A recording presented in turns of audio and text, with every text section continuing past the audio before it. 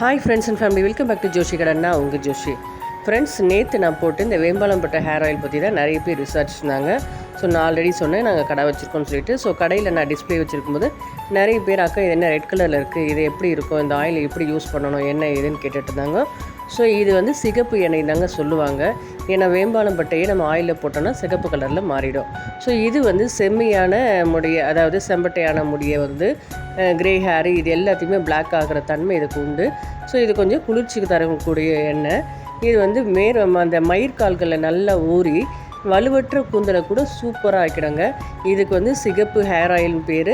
அப்புறம் வந்து Kesavardhini oil, pink oil, சிவப்பு எண்ணெய் இப்படின்னு சொல்லிட்டு நிறைய எண்ணெய்ன்னு சொல்லுவாங்க.